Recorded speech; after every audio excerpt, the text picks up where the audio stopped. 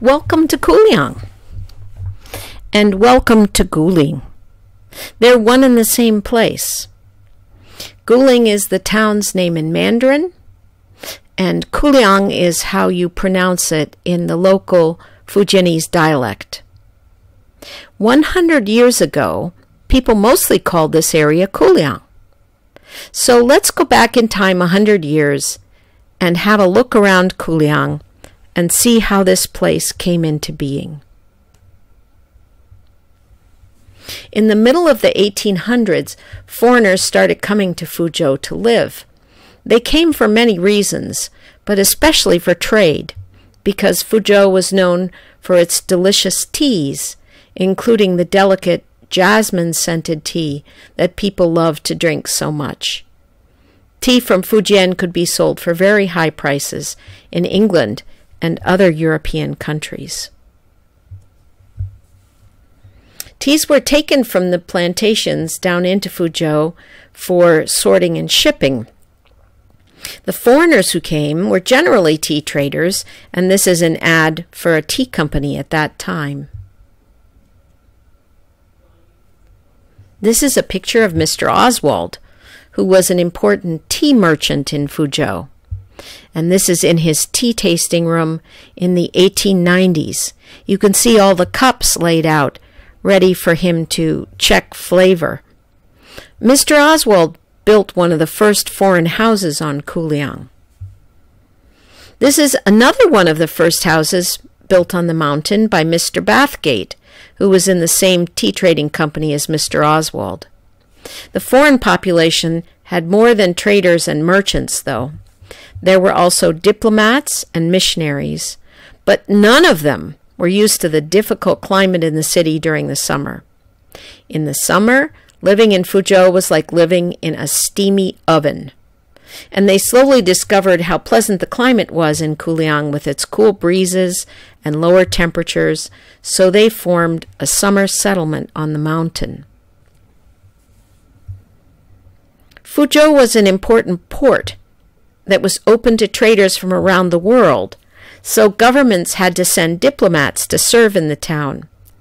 There were French, Russian, British, American, and Japanese diplomats who had houses on Kuliang. This particular photo is one of dignitaries in Fuzhou meeting with an important Tartar general of the Qing dynasty at the turn of the century. U.S. Consul Samuel Gracie is the third from the right in this photo, along with the Russian consul on the far right and various other dignitaries from the government. There were also quite a few missionaries in the area. This is Mrs. Smith, who was a pioneer in education for girls in China and was part of the anti-foot binding movement. This is Reverend Plum, who was a teacher at the Anglo-Chinese College, which was actually a high school, as well as president of the theological school in Fuzhou. Missionaries were involved in building schools, building hospitals and churches. They also trained doctors, and many were educators. So slowly, other foreigners began to rent or build houses on the mountain until a summer retreat settlement developed there. It went from about a few houses in the 1880s to 40 houses in 1895, and gradually grew into a nice-sized settlement in the mid-1930s of 365 houses with some 3,000 people from all over the world. They had a summer post office, shops, a small private hospital, a residents association and a club, swimming pools, and a tennis association. Now, what do I have to do with Kuliang? This is my father-in-law, Donald McInnes. He came to Fuzhou first in 1939 to spend a year as an English teacher at the Anglo-Chinese College when he was 19. He came back a few years later as part of the group called the Flying Tigers, which helped protect China during World War II. 2 years after that, because Don loved Fuzhou, He returned there with his family to teach at Fujian Christian University on Drum Mountain. And on the ridge of Drum Mountain in Kuliang, he bought a house where they would be able to spend the summer. You can see he's there second from the right in the front row, and that's his wife Helen and my husband's older brother Bruce. My husband was born in Fuzhou and spent some time on Kuliang as a baby. You can see his shoes there. We still have those shoes. They were made for him by his ayi. When foreigners came to Kuliang, like many summer residents before them, they enjoyed the cool temperatures and having time with English-speaking friends, but they also discovered the very gentle people here on the mountain. And together, they lived in harmony. Please look carefully at the picture. Can you see what is in the basket? That is a Kuliang mother who helped look after my husband when he was an infant and carried him up the mountain so carefully, just like he was her own baby. In fact, she did have her own baby about the same age. The people on Kuliang really did live together in harmony. But what do I mean when I say they lived together in harmony? Here are a few examples.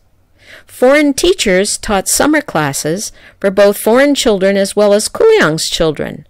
In some of the hamlets, basically all of them had been taught to read and write. This is Dr. Brewster. He was the first head of Union Hospital in Fuzhou and a very talented surgeon.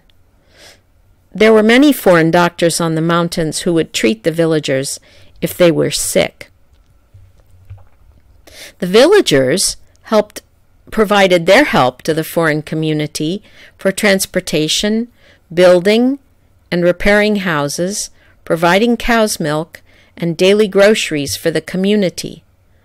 On the mountain, everyone was a neighbor, and they cared for each other.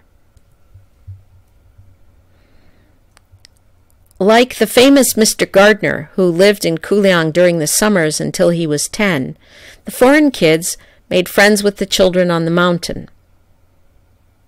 The foreigners left the mountain in the late 1940s, but like Mr. Gardner, they kept this beautiful place full of friendship and good memories in their hearts.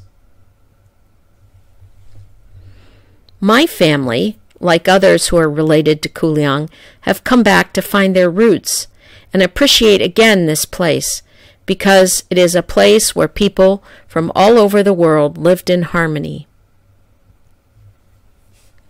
So that brings us back to the Public Welfare Club.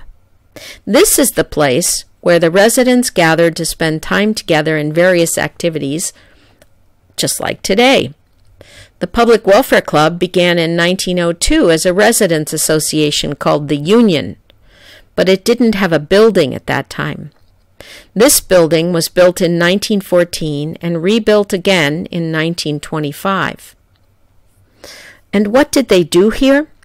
Remember, they had no television, no movies, no cell phones, no internet. So they had to make their own entertainment, and they had to get the word out to let people know what was happening. So in order to let everyone know what was happening, they put out a newspaper so people would know what was happening when. Maybe you can see here on this page that there is a report about the annual 4th of July picnic. We actually have a photo of that picnic, and this is what it looked like. This is the 4th of July picnic for the residents, for the American residents, from 1914. As you can see from these clippings from the Kuliang newspaper, there were many different activities held at the club. They had musical performances and literary evenings, and they had talks about things like philosophy, and benefits for certain places like this, Dr. Bernardo's Home and Work for Destitute Children. They had talks about things like philosophy, and there was even a science club for people interested in the latest discoveries in science. They had afternoon teas for the ladies and birthday parties. This is Consul Samuel Gracie's 50th birthday party on Kuliang.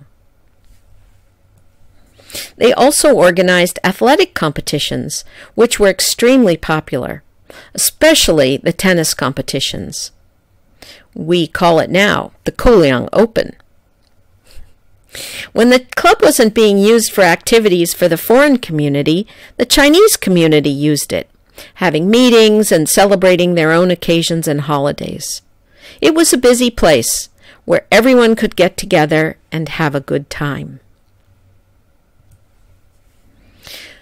Kuliang is remembered now as a place where people from China and all over the world lived in harmony 100 years ago. It is also a place where many visit still and celebrate building strong international bonds between people of all nations in the spirit of Kuliang: love, friendship, and peace. So we hope you can visit soon, and please remember, you will always be welcome in Kuliang.